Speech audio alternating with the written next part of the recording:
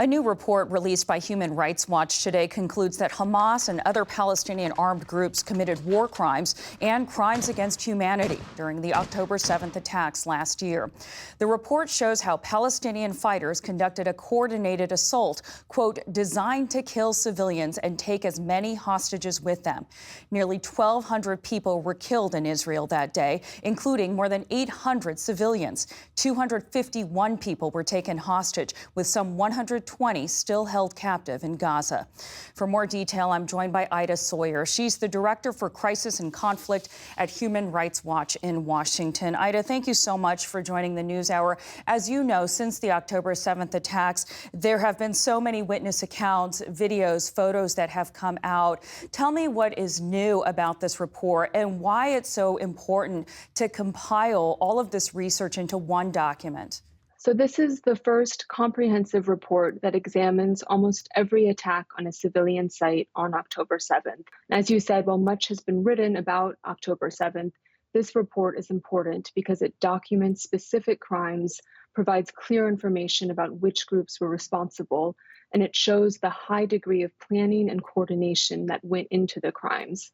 We found that the killing of civilians and the taking of hostages were all central aims of the planned attack, and not actions that occurred as an afterthought or as a plan gone awry or as isolated acts, for example, solely by the actions of unaffiliated Palestinian civilians from Gaza. And we hope that this documentation could support accountability efforts. It's also important for victims and their families to know that what they experienced is well documented and will not be forgotten. This question of intent is really important, isn't it? When we talk about war crimes and crimes against humanity, terms that get thrown around quite loosely these days, it's the coordination, it's the intent. Not every horrific act qualifies. Can you talk about what you found that confirmed your belief that these were war crimes? What we were able to document is that the Palestinian armed groups committed a widespread and systematic attack directed against a civilian population according to the definition that's required for crimes against humanity. There's strong evidence of an organizational policy to commit multiple acts of crimes against humanity. And then we're calling for further investigation into other potential crimes against humanity, including persecution against any identifiable group on racial, national, ethnic, or religious grounds, rape or any other form of sexual violence of comparable gravity, and extermination. You referred to rape there, but did your report reach any new conclusions when it comes to sexual violence that occurred on October 7th, which has obviously been a very fraught and debated issue ever since? Yeah.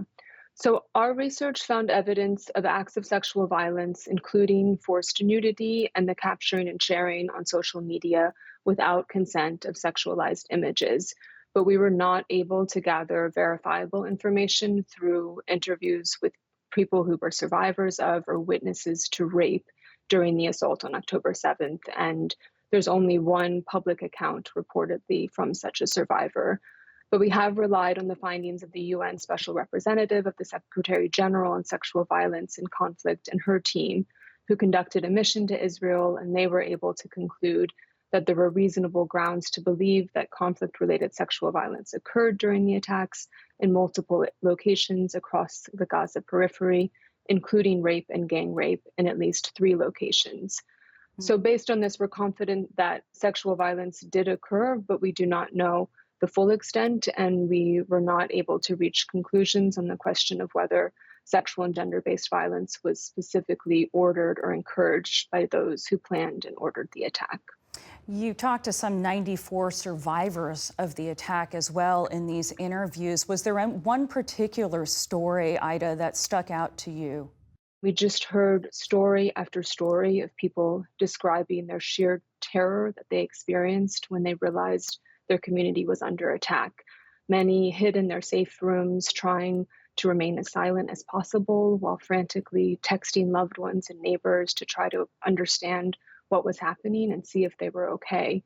And then they described the horror they experienced later in the day when they were able to go outside and saw all the bodies and blood everywhere, or they discovered that a family member was missing and presumably taken hostage back to Gaza. There's one man, a nurse from Kibbutz Be'eri, where 97 civilians were killed. And he described how he dragged a rapid response team member who'd been shot into the kibbutz's dental clinic to try to treat his wounds. There was a blood trail, he said. I cannot erase it from my mind, all the blood. Ida, there have been accusations and denials of war crimes on both sides of the conflict, with Israel's military response to the October 7th terrorist attacks having claimed now more than 38,000 lives, according to Gazan officials. Ultimately, what kind of accountability or justice do you hope to see for parties on both sides of this conflict? So what we are really pushing for is one, for the hostages who are still being held to be urgently released, and then for all parties to the conflict to protect civilians and to respect international humanitarian law, and for all those responsible on both sides for serious crimes to be held to account. And the key message that we want to get across is that in any armed conflict around the world, atrocities by one side cannot justify atrocities by the other. This is known as non-reciprocity, and it's a foundational principle of international humanitarian law, or the laws of war.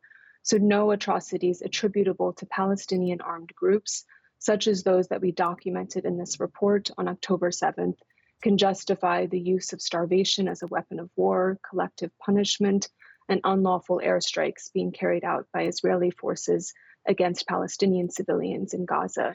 And what we're really calling for to stop this endless cycle of abuses in both Israel and Palestine is for the need to address root causes and hold violators of all grave crimes to account.